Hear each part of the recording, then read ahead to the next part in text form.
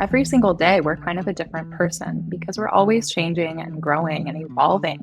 The most effective therapeutic modality is the one that the participant expects to work.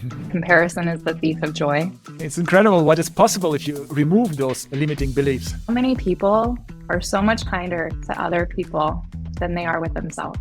As we get older and we realize that we're responsible for ourselves and that we're the only ones who can create our own reality, then we have to step up and be that adult for ourselves who says, you can do this. I really truly believe that everyone should discover hypnosis. It's an extremely powerful tool, and there's a lot of potential to change your entire life.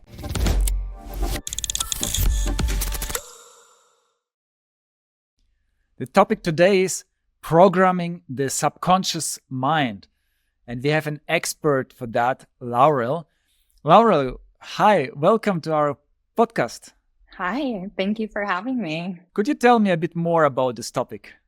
Yeah, absolutely. So I work as a hypnotherapist and a well-being coach. I came to hypnotherapy through my own personal life experience. I'd been doing a lot of inner work, working through some past traumas, some unprocessed memories and emotions from my own life, and using a lot of different therapeutic modalities to find that. It was kind of a slow process at times, but when I found hypnotherapy, that really unlocked a whole new door for me. Working with hypnotherapists and hypnosis, I found that I could work through things that I'd been working on through years in the course of just several sessions. So for me, when I had the opportunity to study hypnosis myself, it was really a no-brainer. And working as a coach, being able to bring hypnosis to my clients has been an absolute game changer.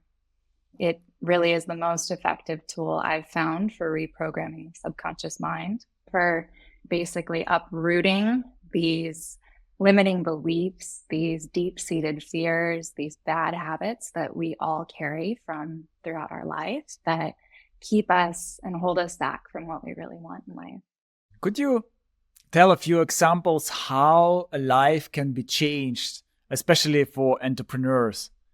Yeah, absolutely. So I can give you one example of one of my oldest clients. Oldest as in someone I've worked with for the longest period of time. When he first came to me, he was quite depressed and he had a lot of social anxiety that was really holding him back in life. In fact, he told me years later that he'd been on the verge of suicide when we first started working together. And he was really kind of in this dead end in his life. He was working maintenance for an apartment building and feeling lost, not using his education at all. As we worked together over the years, what I started to learn was there was a lot of trauma in his childhood, a lot of limiting beliefs, this belief that he was inherently stupid and unintelligent, that he wasn't worth anything, that he didn't deserve all the things that we all want in life. In the 3 years that we worked together, it was incredible to see the change in his self-worth, to see his progression in his career.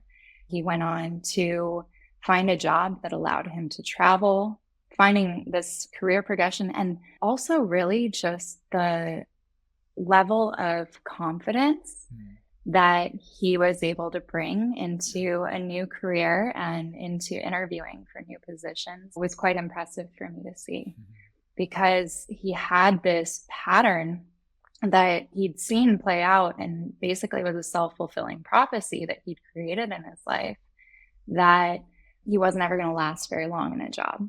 And now he's been in a role with the company for over 2 years. He's been promoted. Now he's one of their top members of their team, and he's outperforming everyone else. So while he's not an entrepreneur, I think that this lesson is particularly useful to entrepreneurs, because the challenge with entrepreneurship is that you're completely self-guided and self-motivated, right? And when you have these limiting beliefs or these fears that are deeply ingrained in the subconscious mind, it really is you against you. And you can be your own worst enemy and hold yourself back if you're not able to work through and process these things in order to push through them. Yes, that's so true. Do you recognize any difference when you speak with him? Absolutely. He used to be very self-deprecating. His sense of humor was very, very dark, and his world outlook in general. And now when I speak with him, there's hope. He'll send me motivational quotes all the time too, which I really appreciate. It's like we're supporting each other in this process. It seems like his relationships have really improved as well. And just going from this defeatist attitude of feeling like he was at the bottom of the ladder to now recognizing and being able to identify himself as a top performer has been really inspiring to see.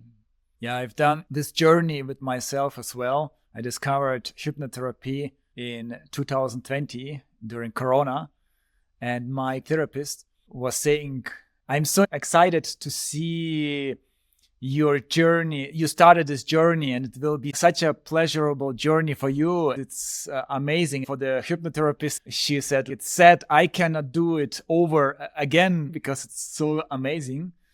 And now I tried different hypnotherapists and it was a game changer for me. Of course, I got so much clarity. And now my current hypnotherapist, he even recognized this energy, different energy and different confidence. When I'm just sitting there, sometimes we meet in Berlin and I sit in front of him and he feels a total different energy from me. Absolutely. I mean, that's such a big aspect of how we show up in the world, right? Like whether you want to call it manifestation or just like energy, like you said, when someone has that certain something. And there are some people who everything that they touch seems to turn to gold. And that all comes from deep within us and the work that we've done. If you're carrying around the heaviness or the baggage of every undesirable life experience you've ever had, people can sense that. People can feel that. More importantly than that, you're creating your own reality, right? We are in the world in the ways in which we see ourselves and the things that we believe, the way that we perceive the world all comes from in here. Yeah. And so if this is a dark and scary place, then we tend to see the world that way as well. Or if we believe that the world is limited or we're limited and we're coming from a place of scarcity, then we can't even see the opportunities that are right before us and the abundance that exists in the universe. It's fascinating how much power we each have in our own minds. And we all have the key to unlock it as long as we can find the tools and resources for that. May I ask, as you are on this journey yourself, what were some of the fears or beliefs or the blocks that you worked through to get to where you are now? That's a good question. I really like to talk about it actually, because it changed my life so dramatically. So it was a situation where I felt a lot of pressure. I was in Germany working for a client and he had very high expectations and I had myself a lot of high expectations. And suddenly I felt like a bit depressed, stressed out. And I thought, okay, that's just because of the current situation. I'm just working too much. I will work less. I worked less, didn't help. So I said, okay, I need to do something more drastic. So I went to hypnotherapist. And even in the first free consultation, I felt a little bit better because we dove a little bit deeper. And in the end, after a couple of therapy sessions, I realized, oh, it's actually from the childhood I feel this pressure. It doesn't anything to do with the current situation. I feel so bad and like there are stones on my shoulders. But it's more with the childhood. And that was for me so, wow, incredible. And the first step is the clarity. All my life, I wanted to become rich. And I was working like crazy. I was working day and night before that. I had really trouble to achieve that somehow. And then I realized why I want to become rich. It's all about like feeling safe, feeling accomplished, feeling loved. And you cannot achieve that with just becoming rich.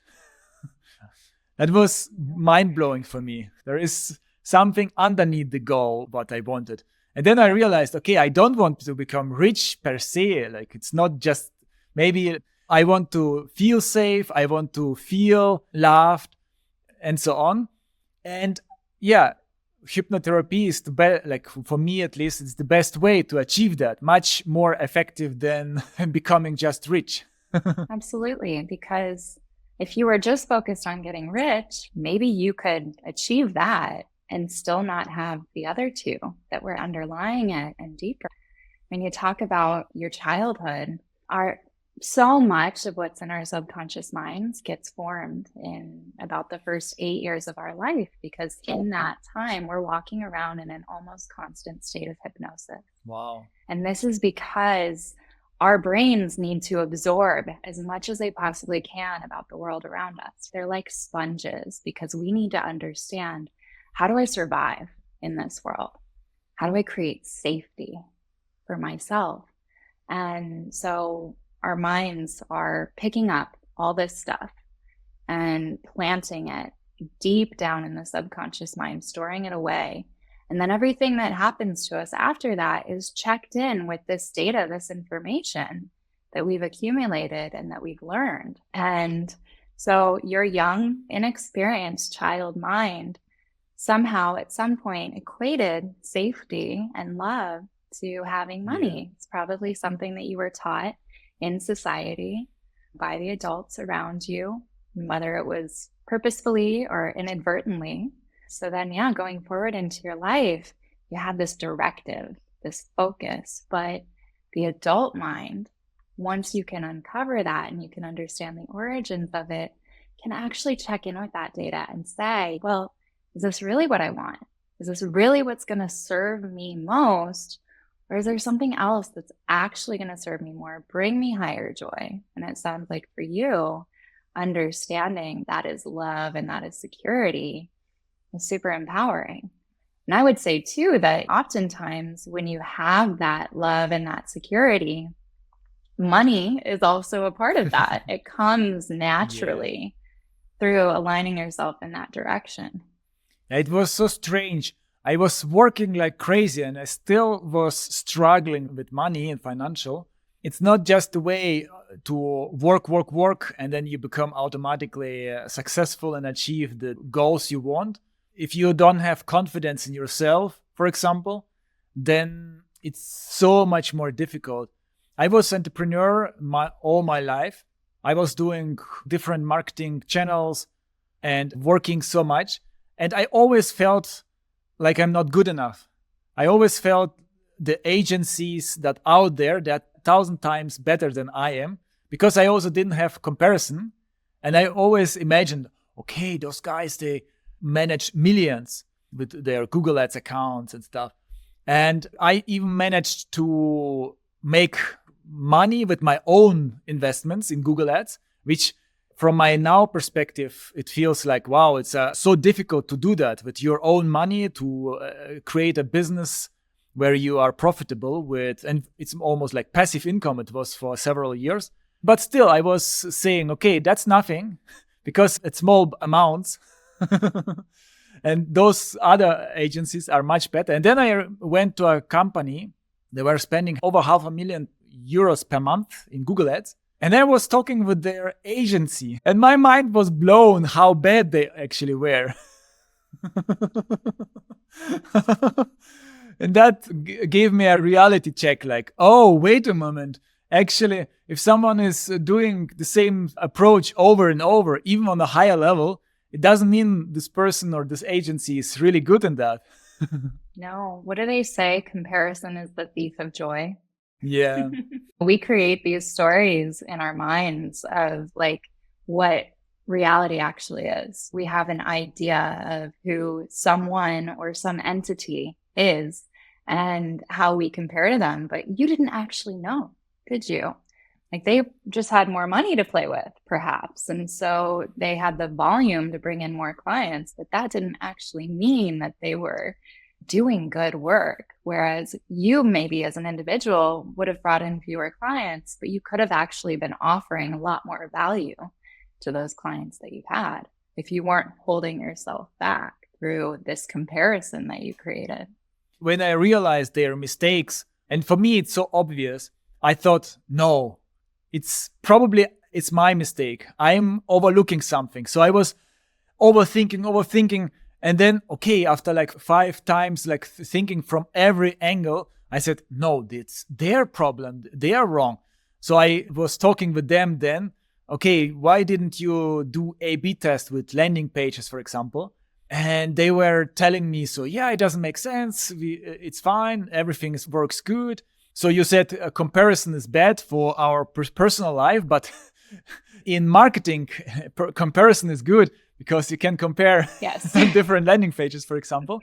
And then I hired my old Google Ads expert who was helping me with previous projects, and he was confirming my thoughts. So you are right and they are wrong. And I was, oh, wow, that's interesting. Mm-hmm. For me, this lack of confidence was holding me back for so many years, and my quality of life was suffering so much. And when I did hypnosis, I went to my childhood and I saw it so clearly, the place we were living, all the details. And I looked at me from a third person perspective, how sad I was working, like learning, just trying to impress my mother, maybe like my parents. And my tears were coming up. And it was so much insights in why I'm doing what I'm doing. Wow. Yeah, that's beautiful. And I know it's not always easy to go there, but what relief, right? To give yourself that and a chance to stop hitting your head against the wall and try something different that's actually going to bring you more joy. A mentor of mine used to say that if there's something that you want in your life that you don't currently have, then you don't actually want it. Basically, what he meant by that is there's some part of you that doesn't want it or doesn't want it bad enough, right? So there are these things that we call secondary gains. And it basically says that like any pattern in your life that isn't working for you, if you're unable to change it consciously, then you're getting something out of it. There's actually a kind of a side benefit that your subconscious mind doesn't want to let go of. When we don't know what these secondary gains are, it can seem, why can't I change this? Like, I really, really want this thing, and I don't understand why I can't have it or I can't find a way to get it in my life. But when you start doing this work and working with a therapist, and you can uncover what those secondary gains are, or you can uncover the origins of whatever it is, your limiting beliefs from your childhood, and let go of that, whether it comes up in the forms of tears or anger, or just seeing it so clearly, it can change everything for you. Super powerful. Yeah, even after 4 years working with hypnotherapy, I recently discovered kind of a limitation or limited belief.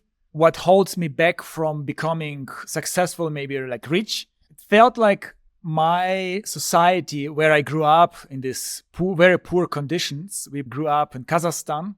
We didn't have water sometimes. We always ate potatoes in certain weeks and months because Soviet Union fall down and everything was a chaos. We didn't earn salary. And our parents, our relatives always referred to the intelligentsia, kind of like to the rich people, to the successful people as them and we. So for me, I realized recently that if I want to be us, I want to be in this community, I want to be one of them, like one of us. I don't want to become someone else, like the opponent kind of. It felt like this. And I also don't want to feel my environment, my family bad, that I'm something better than they are. It doesn't make sense for me logically, but my subconscious mind, probably from the childhood, got this idea. And I think that was probably limiting my success as well. Sure. I could see that because there was this created otherness that would take you away from your clan, potentially, if you were to join this other group. It also occurs to me that there's a dissociation in creating an us and a them.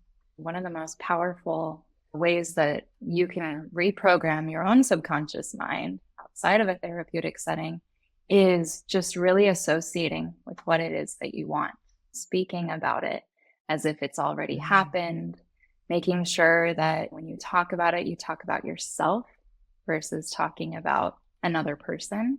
So again, this us versus them, or this me versus them. And yeah, it sounds like in your mind, and maybe even potentially in your language, you were creating a distinction that you weren't yet a part of. Yeah, after this experience, I would like everyone around me to do hypnotherapy. But somehow, even those people who I see how much it would help, it's so difficult for them. I mean, not convinced. In the beginning, I was trying to convince them to go to hypnotherapy, but then, yeah, I realized it's not possible. Could you talk about that? Why is it so helpful and so many people struggle to try to do the first step? Yeah, I mean, I think first off, there's a lot of misinformation about hypnosis out in the world. There's a lot of fear around it when that comes from the media, what people see in movies or TV shows, or maybe books that they've read about how it's mind control and you could be made to do something that you wouldn't want to do. Some people have also seen stage hypnosis performances in which like someone's made to cluck like a chicken or run around like there's bees chasing them. So they might be like, okay, I don't want that. So I can talk a little bit about that first. First of all, hypnosis in a therapeutic setting, it's a safe space, or at least it should be if you're working with honest and trusted practitioner. Just like if you were to go into talk therapy, right? You're working with someone who has your highest interest in mind. And you actually, as the client, have full control of the outcomes. And you're bringing the initiative as far as what you want to work on and what you want to get out of the session. So if I were to put you into hypnosis in a session together, and I suggested something to you that really clashed with your highest moral values, you would immediately come out of hypnosis because everything within you and within your mind would reject it and be like, nope, snap up, snap awake. What is going on here? So I always like people to know when they start working with me that they're in complete and total control. And that, of course, they can snap out of it and leave at any point in time. But also, it's in my best interest to also serve their best interest. We're all actually being inundated by some form of hypnosis in daily life all the time. When we're scrolling on social media, when politicians are out there speaking their rhetoric, marketing, advertising, all uses hypnotic language, right? Actually, even like if you go to a yoga class, your yoga instructor might not even notice it, but they're putting you into a hypnotic state. That's why Shavasana at the end of yoga practice feels so relaxing and so restorative. So it's something that we encounter on a regular daily basis. And in fact, we all go into natural states of hypnosis, even on our own every day. Every night before we fall asleep, every morning as we wake up, we're in a natural state of hypnosis. When we're in meditation, when we're in flow states, anytime that we're learning new information, we're in a state of hypnosis where we're absorbing these things, or we're just completely present with the world. And our subconscious mind is open and observing what's there for us. Sometimes people think that they can't be hypnotized. I've had a lot of people say that to me. I've tried, it didn't work. And my response to them is that's simply not true, because we all go into hypnosis. But if someone has a lot of resistance to hypnosis, then sure, yeah, it's not going to happen because you're resisting the process. Studies have shown that Therapeutic modalities. You can look at a wide range of therapeutic modalities and ask which ones are most effective. And studies have been done that have shown that actually the most effective therapeutic modality is the one that the participant expects to work. So again, that's the power of our minds creating our own realities, right? Now, different types of hypnosis, different types of hypnotic language are going to be more effective with different people. So when I'm working with a new client, the first thing that I do in the first session is I run some tests to figure out how they best go into hypnosis so that I can tailor the therapy to them and make sure that it's as effective as possible for them. There's a lot online. There's a lot of self-hypnosis. Well, it's called self-hypnosis, but it's like recorded hypnotic audio guides, basically. And those can be great for people for things like I've used it for a headache or to help me sleep, for instance, right? But those aren't going to be as effective as, say, a one-on-one therapy session because the language is not tailored to you as an individual. So these are things to know and to understand as far as like how it works and why. Could you say a few examples about hypnotic language? Yeah, sure. So, the first is what we call direct and indirect hypnosis. And these are kind of two schools of thought in hypnotherapy. So some people, when they study hypnosis, they may only study one of these, direct or indirect. And this comes down to how we like to be addressed and how we like to take suggestions. So you see this in a workplace environment too, right? Some people really like to be given direct orders and they do really well with that, right? Anyone who's been in the military has probably gotten quite used to accepting and following direction in that way. Whereas some people might be more resistant to authority, perhaps, or they might need a lighter touch, a softer touch, right? They might actually be put off by or even like afraid of really direct or resistant to really direct communication. And so those are people who would maybe like more indirect hypnosis. Okay, so my language is going to test at first which the person is more responsive to. And then once I've determined that, I'll move forward with that in mind, knowing if I say something this way, it's more likely to take. If I say something this way, they're probably not going to hold on to this. Another example that we use in hypnosis is understanding people's predicates. So this is basically understanding representational systems, how people interact with the world around them. We all kind of learn at some point or other, or at least most of us do, whether we're visual learners, auditory learners, kinesthetic, right? We like to interact with and get our hands on things. And so understanding this as a therapist, understanding how my client interacts with the world can also help me to more effectively work with them because I'll use the predicates, the words that resonate most with them, right? An example in relationships, for instance, is you can have a couple who's always fighting and they just feel like they aren't understood by their partner, right? They're like, she could be like, he just doesn't get me. And he could say, I see you. And she's like, yeah, but you don't feel me. Okay. And this would be an example of a man who's visual and a woman who's kinesthetic. And so just the fact that his language doesn't reflect how she sees and interacts with the world can feel like they're speaking different languages, like they're not connecting energetically. So this is something that I work into my language with my clients in order to make sure that the work we're doing really speaks to and resonates with them. How do you recognize that?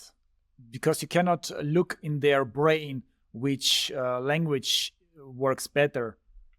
No, so I test it. Basically, it's about using these different words and these different types of language myself and looking to see what the reaction is, listening to hear how they respond to it, and also picking up on them too, right? What is the language that they're using?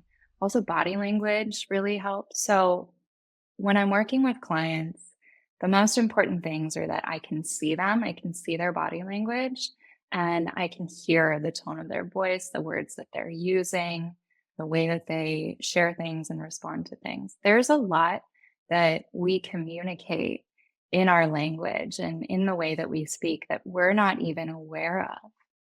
And experts can pick up on these things and they can understand there might be something underlying that. Let's dig into that. These are like the hallmarks of a really good therapist, is knowing when to dig deeper because there's been some sort of tell that there might be something that's not being said or that the client's maybe not even aware of. From now on, I will listen to those clues and try to be more active listening and to distinguish which kind of language they speak and which kind of learning type they are. Yeah, it's also a really good sales technique. So for anyone who is into sales or is having to do sales for your business, this is so important when you're working with someone because this is how we build rapport with people, right? By being able to match and mirror their language patterns, their body language. But these are all hallmarks of NLP, neuro-linguistic programming, which is also something that I bring into my sessions with clients. And it's also something that a lot of business and sales professionals study too. For those of our audience who have never done hypnosis, could you explain how hypnosis works? What happens in your brain? Basically, when you go into hypnosis, you're placing the body and the mind into a very relaxed state.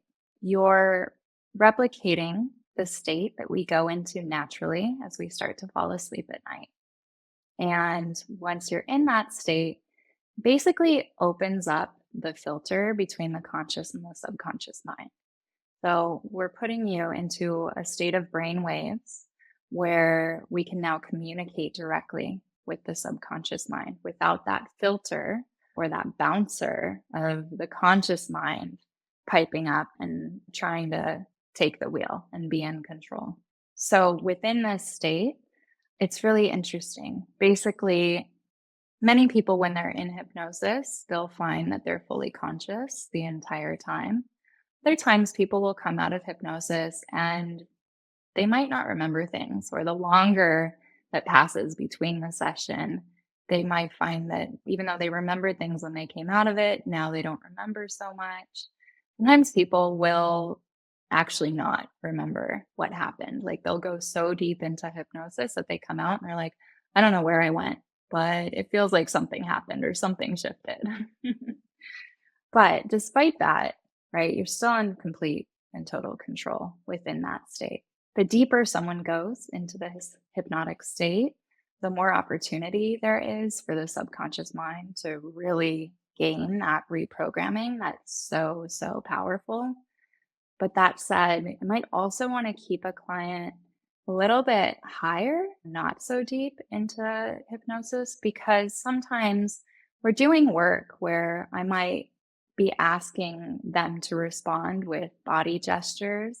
So speaking to the subconscious mind, but asking it to maybe give a gesture of some sort so that we can navigate something together, right? We're making changes collaboratively. It's not just me saying empowering things to the client, but I'm actually looking for the subconscious to inform what's in your highest good.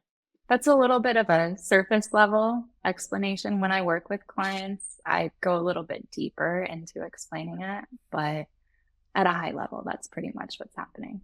I've done many different types of hypnosis. Maybe you can explain a few examples. For example, I did one where I was asleep and I said like, oh, I fall asleep. Sorry for that. And she said, no, that's the purpose of that. That's where your brain works passively. Also, I've done where I went to the childhood, when I went to the first time when I started this belief.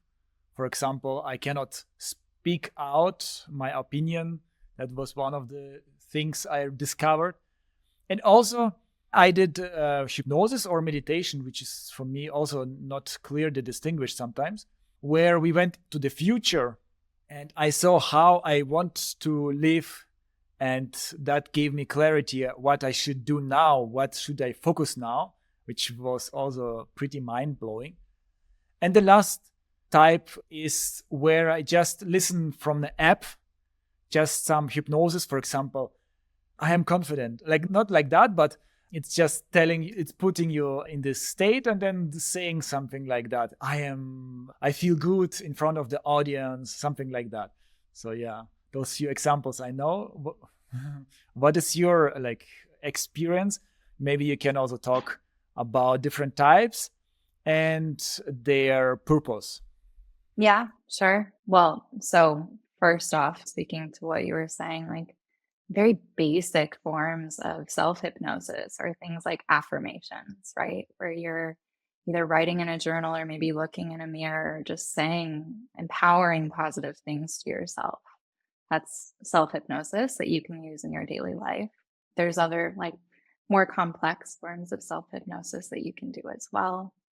And then when I'm working with clients, I'll be asking myself, what is most useful for this client in this moment, right? So there's parts integration work, for instance, where we might be speaking to different aspects of the client. So if we're working on something from childhood, like something that we know they picked up or developed at some particular point in their life, I might put them into hypnosis and we'll actually separate out and speak to different versions themselves at different times in their life, right? Maybe we're talking to their 16-year-old self, and maybe we're also bringing in the 5-year-old self and having a conversation with all of these different selves to better understand and heal whatever it is that happened or that they picked up at that point in their life. You can do this too with the part of yourself that feels hurt or the part of yourself that felt abandoned. So, this is pretty versatile work depending on very specifically what it is that's come up. There's also guided visualization. So, you mentioned meditation, right? This is very common in meditation. And honestly, meditation is a form of hypnosis. And so, guided visualization is meditation and hypnosis both, where you have someone kind of guiding you on a journey, right? They're taking you down a path and maybe you're finding things. When we do that kind of work, I'll be loosely guiding someone, but I'm also giving the subconscious mind enough room and enough space and freedom to fill in the blank, to come up with the answers so that the client can understand what it is that they need to see. What is it that they're missing in that moment? And that's super empowering for clients, right? Because I'm never giving my clients answers. They're finding these answers from their own inner resources. And whatever the subconscious brings up in that moment is what's there. So, I do past life regression work with clients where we'll go and visit their past lives and see maybe sometimes people have something that they don't know where it came from. They're like, I've had this fear of water my entire life and I don't know where it comes from. I didn't have a traumatic experience or anything like that. And sometimes through a past life regression, they can go back and see a different lifetime in which they drowned and can actually heal that fear. This happened for a friend of mine. It was a very powerful experience. And now she's a surfer. She absolutely loves surfing. So, yeah, there's endless types of hypnosis, really. And people who are coming up with new methods every single day, just using the same techniques, but maybe bringing them together in different ways. I've heard inner child over and over again. What is your point on that? Yeah, I remember the first time a therapist asked me to speak to my inner child. I thought it was the strangest thing ever. I was like, you want me to what? You want me to talk to a little girl inside of me? This is stupid. This is silly. And that just tells me how much I had repressed and shunned that child inside of me. The reality is, we are all these thousands or million different versions of ourselves. Every single day, we're kind of a different person because we're always changing and growing and evolving as humans based on the experiences that we have, the people we meet, the things we do. And we're picking up these experiences and they're shaping us. But sometimes we don't even realize what it is or how it's affecting us, right? Or at what point in time that thing shifted. And as I mentioned before, it's those first 8 years of life, particularly, but our childhood in general, where we're really developing and taking in so much and understanding the world around us. And so we pick up shame and guilt and fear and this pressure of who we should be, these ideals of what it takes to be loved and appreciated and accepted into society, right? And then as we get older, as we develop and continue on with our lives, all these things, all these pressures build, right? They stack up on our shoulders. You were talking about the rocks on your shoulders, right? And at some point in our adult life, I think many of us reach a point where that burden becomes too heavy. And we have to start doing the work to remove the rocks and discover who is underneath, right? What is actually at our core? Who are we once we remove everything that the world has shaped us to be or demanded that we be? And that's where we find that inner child. My therapist years ago, she asked me to find a picture of myself. And she said, I want you to find a picture of yourself before the world changed you, before this pressure existed. And I found a photo, and it's this picture of me, I look so free and so happy and so bright and vibrant.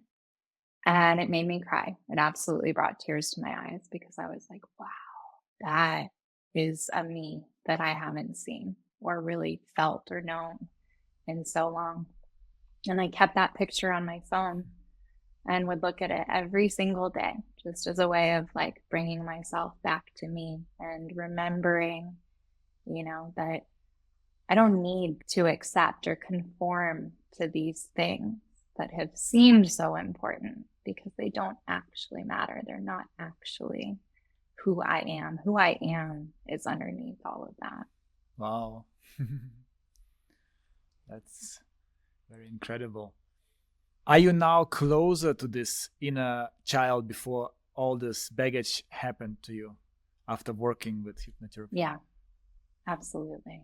Yeah, and I love seeing clients discover and reconnect with their inner children too. It tends to be quite emotional work. You see a lot of tears in doing this.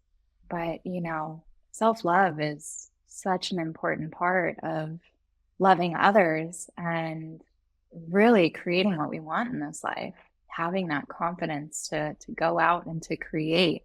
As children, we inherently know how to create. We're very creative, right? We play imagination games, we draw, we dance around with our friends, and we don't care who sees us. And it's when this creativity gets stifled that we lose ourselves, basically. And so it's been really exciting for me to come back to that and also to see how it affects my business too, right? Because I can be more creative rather than worrying about what other people are doing or what formula I need to follow in order to be successful in my business. I can be creative and I can lean into the things that are really fun for me. Understanding how I want to work with people, what are the lessons and the messages that I want to bring to the world, and being able to be playful with it too, and be playful with my clients when it's appropriate. And I love all of that. And I think that my serious adult self wasn't allowing for that before I reconnected with her, with my inner child. How did your behavior changed, for example, in social interaction or in your business? I had a lot of pressure from a very young age to be very professional, to conform to these professional standards. First of all, as a child, I couldn't wait to be an adult. I like really wanted to grow up and have my autonomy, be able to do what I wanted, but I also was serious. It was kind of serious. So I missed out on some of those childhood experiences of play and fun and goofiness. But when I was in high school, I joined a marketing organization. So I knew that I wanted to work in marketing. And I joined this professional organization where we would go to these competitions and we would do business role plays with these professional judges. Okay. And take tests. And we would wear these blue blazers and khaki pants and act like little adults, basically, like role play that we were business executives or whatever. And so I actually became the international president of that organization when I graduated high school. And it provided internship opportunities for me. It provided a full tuition scholarship to university. I went to 21 different conferences in the course of a year to give presentations and workshops. And so was very much in this business professional culture. And I felt a lot of pressure to show up in that way. And so I think that this really stilted a lot of my true authentic self. I had a hard time switching between who I was in my personal life and who I was in my professional life. I had a coworker once tell me that I was very mysterious, and he saw this as kind of appealing, I think, to who I was as an individual. But I realized actually that it came from a fear of having people know who I really was. I think I was so afraid that if people knew the real me, that I would disappoint them or I wouldn't meet their standards, wouldn't be who I was meant to be or supposed to be to conform in society. And so over the last, for me, I suppose it's been a 7 or 8 year journey, and just being able to boldly step past that. And it's taken a lot of courage at times to actually put myself out there, right? To try honesty, authenticity, and see how it's received. And it's been incredible to see that all of these limiting beliefs that I had about my value and how it was tied to how I showed up or how well I could pretend to be something that didn't feel natural to me. Those beliefs have been able to crumble as a result. Yeah, I remember my changes. I was always, especially in the times where I was struggling with my business, I was always shy, or in many situations at least, and quiet. And then I went back in hypnosis to my childhood. And then I remembered actually, I was really, really outgoing as a child. I was talking to anyone, to bus driver, to people. But there was a point where it changed completely. And then I started doing improv theater, and I had to force myself to that. It was horrible. And like the first day, the half of the day, I was kind of sick before I went to improv theater. So it's not only working on your subconscious mind, but also the first step still will be not so easy, like going out of comfort zone, going something that you are not comfortable. But then step by step, it gets better and better.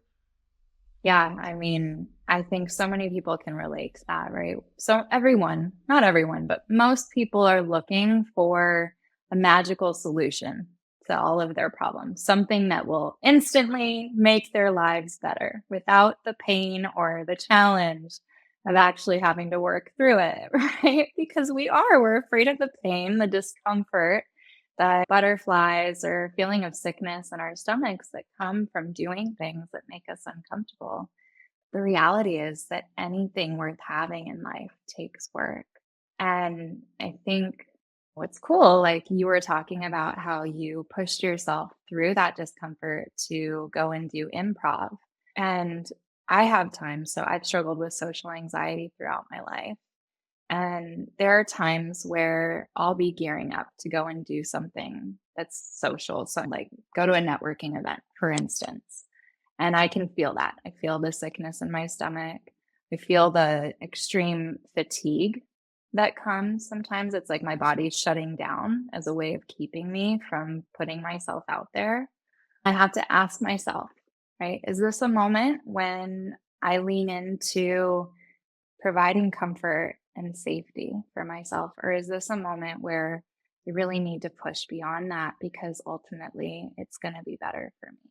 And the nice thing is, through hypnosis, you can kind of do both, right? Like it's just another tool, an easy way to really help you through that, to make it a little bit easier, right? With a really good hypnosis session on shyness or social anxiety, then the next time that you're getting ready for an improv class or a networking event, it'll kind of take the edge off. And that's really empowering and exciting. Yeah, I was always going back to my hypnotherapist and was telling, I felt this and this. I felt I was really afraid of being judged. Let's work on that. So it was really amazing tool for me to combine something like outside of my comfort zone, like improv theater, and then working on those issues that came up with hypnotherapy. And yeah, and then you get to test the yes, therapy too, exactly. right? Because you'll never know if it works if you don't test it. Yes, exactly. And as soon as you put yourself in those difficult situations that you are afraid of, it loses the fear. Yeah. And that's what's happening in our life all the time, right? So we have an experience. Let's say we have a bad experience. And so our subconscious mind learns that when these circumstances exist, undesirable things happen. So we should avoid this thing. And the more that happens, the more cemented that belief or that reality becomes. But also, when we're going into a similar situation from a place of fear or resistance, we're more likely to recreate that from our own awkwardness or resistance or fear, right? And so then when it happens again, because we're not open to it, then we can just say, well, yeah, see, this is what I knew was going to happen. Whereas you have to reprogram that by allowing yourself to have those experiences again, but being open to a different outcome, right? Because then you start to replace the negative experiences with positive ones. The more times you go into an experience with more openness, right? Moving through the fear and actually being rewarded for pushing through it, then the story rewrites itself. That's so true. After I pushed through those uncomfortable situations and I realized, oh, actually, I can do that. I can speak in front of the audience. Then I felt so motivated. I felt like, okay, what's next? Which mountain can I climb next? I've been to Kilimanjaro, kind of. Now I'm ready for bigger challenges. Maybe sometime Mount Everest, like speaking in TEDx or something. I don't know. Yeah. And now you have a podcast. Yes. What a great platform. It wouldn't be possible. I was always if I was speaking with successful people, especially, I became like really shy. And now, last time I was surprised, I was talking with an entrepreneur who sold his business for over $100 million. And I didn't feel that he is somewhere very high and I am very low like I used to. Yeah, you dissolved that imaginary barrier of otherness that had existed in your mind. Yeah. I remember awkward situations before hypnotherapy when I went to a girl and then I said hi and then I froze. It was so awkward. I didn't know what to say. Everything went out of my brain. So the next time I didn't go to a girl. Same also with speech. Yeah. So the most simple things went out of my brain. I was reading like a first class pupil, and I was trying just to avoid speaking in front of public. I was like, okay, I'm not made for that. Right. I'm not made for that. Isn't that an interesting one? We convince ourselves that there are just certain things that we're made for and certain things that we're not. And perhaps society convinces us of that too. I mean, I would say, like, sure, we have different strengths as humans. And it's great that we do, because then we can create societies and we don't have to do it all alone, right? We can play different roles, which is fantastic. We can support each other. But also, if there's something that you really feel inclined towards, something that you want to do, then saying I'm not made for that, I mean, that is completely a self-created barrier, right? Because anyone can learn something, and that really depends on your determination. Everyone has to learn, even if they're a prodigy or a natural at something. You still have to learn. You have to work at it to improve your skills. But sometimes we're, taught that we're limited or that it's not within our abilities. And the truth is, almost anyone can learn anything if they're really dedicated to it and willing to try and to show up again and again. Yeah, I'm listening to David Goggins, and that's a good example of everyone can do whatever he wants. He's not talented in learning, he said. He's not talented in sports. He was overweight. And then he joined Navy SEALs. He lost weight, like 50 kilograms, 100 pounds, something like that, within like 3 months. And now he's learning something like doctor. So no one would expect that from him, and not even himself. But it shows, even like and he is also saying that he doesn't have this talent for that. He's also running ultra marathon, 100 kilometers. It's incredible what is possible if you remove those limiting beliefs. Yeah. At the end of the day, really, truly, we're the only ones who are holding us back. I mean, sure, you can say that it started with society or your family or whoever it was who told you at a young age that you weren't good enough or that you weren't worthy. But as we get older and we realize that we're responsible for ourselves and that we're the only ones who can create our own reality, then we have to step up and be that adult for ourselves who says, you can do this. I believe in you. And just let the rest fade away. Are there common problems with your clients that come over and over again? Yeah, so I work mostly with people who are navigating major life transitions around money and relationships. So that can be a career change, completely changing industries or roles. It can be creating a new business. I work with a lot of entrepreneurs, and I work with people who, for whatever reason, just can't seem to find and keep a really healthy relationship. I'm targeting these clients because these are common things that basically bring to light the challenges that so many people have, right? Like if you're an entrepreneur and you're starting a new business, you know what you have to do, right? You can find a million different resources online or from other entrepreneurs to tell you these are the steps that you need to take to set up your business, to find clients, etc.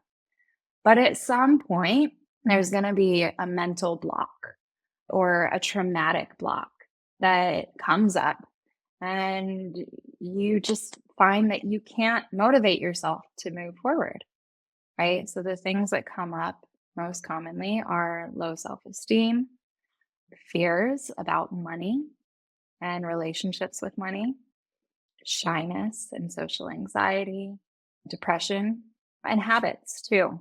So this can be health habits like working out, getting good sleep, right? A lot of people struggle with sleeping, but it can also be when it comes to like routine and structure and actually being able to focus and put in the work to get things done.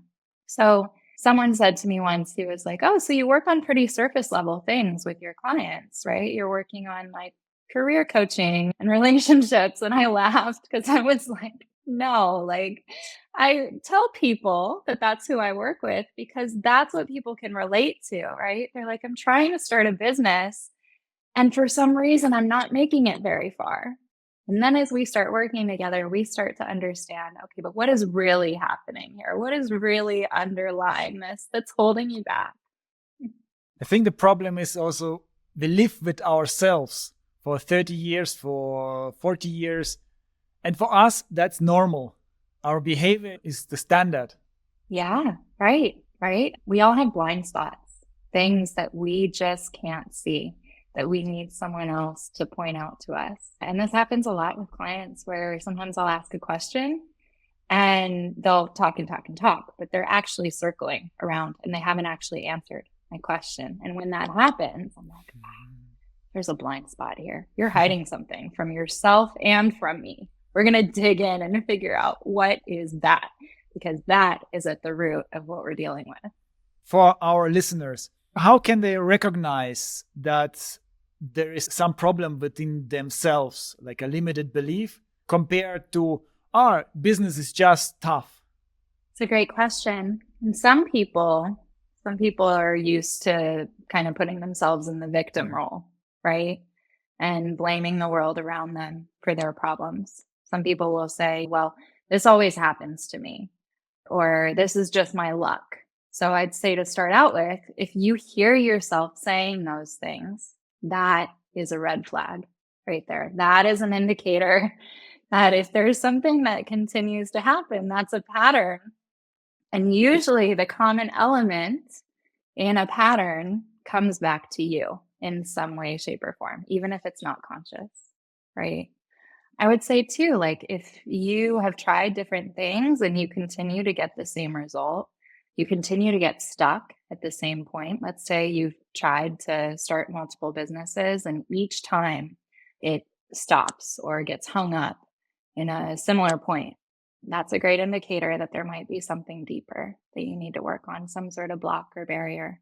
And I'd say too, if you find that there's something that triggers you, so you find that you have outsized or disproportionate emotional reaction to something, and you start to see a pattern of what that thing is and how it shows up in your life, that's also something that would be really beneficial to work on through hypnosis.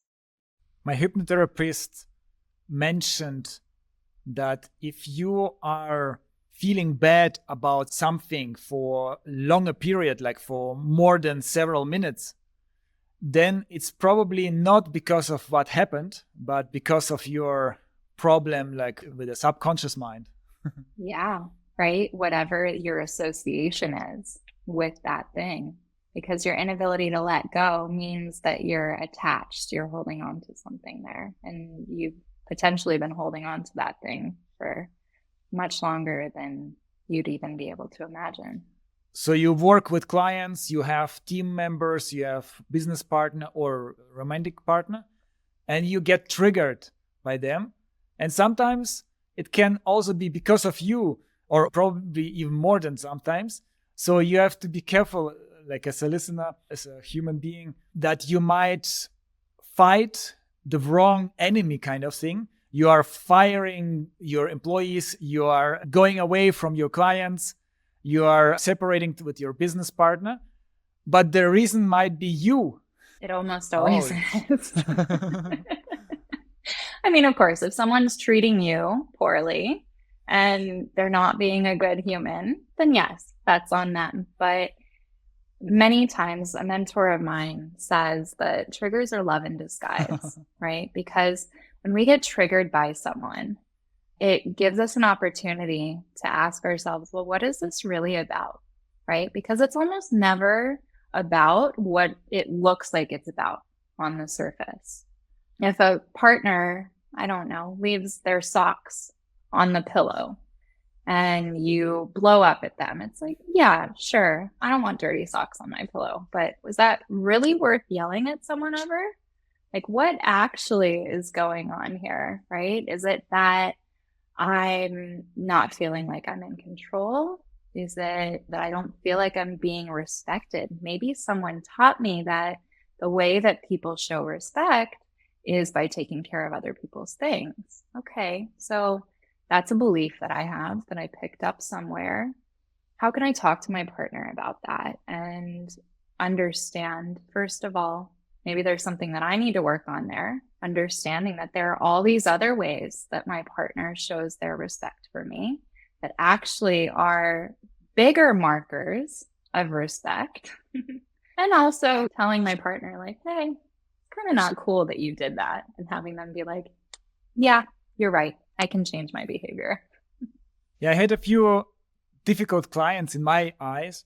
And whenever they send me a message, I was also triggered.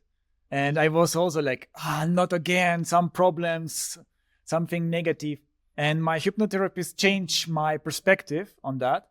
And she said, even difficult clients, they are such a good present for you because it helps you to discover your trigger mechanism, your issues that are deeper. So they are actually helping you. And now I see it from this perspective, and they became smaller as a problem. And I enjoy doing that with them because it gives me so much chance to work on me. Absolutely. And most of the time, your clients aren't trying to annoy you or irritate you or be a problem, right? Like, it's just your stuff bumping up against their stuff and seeing how it interacts. I read in a book about inner child that wars are done just because two inner childs are fighting against each other, kind of. Yeah. I mean, if you want proof of that, look at any dictator in the world and tell me that he doesn't look like a toddler throwing his toys around and having a tantrum. Oh, yeah. Amazing.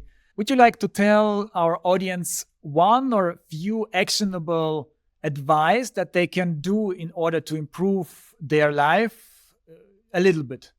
Yeah, absolutely. So a few things that I've mentioned throughout this interview that you can do on your own. So one would be to take notice of your triggers as they come up. Okay. So if you have a strong emotional reaction to something, and particularly if you can look back afterwards and be like, that seemed a bit disproportionate to what was actually happening, write it down and then wait until the end of the day or at least a few hours later, once you've kind of had time to cool off, and ask yourself, what is this really about?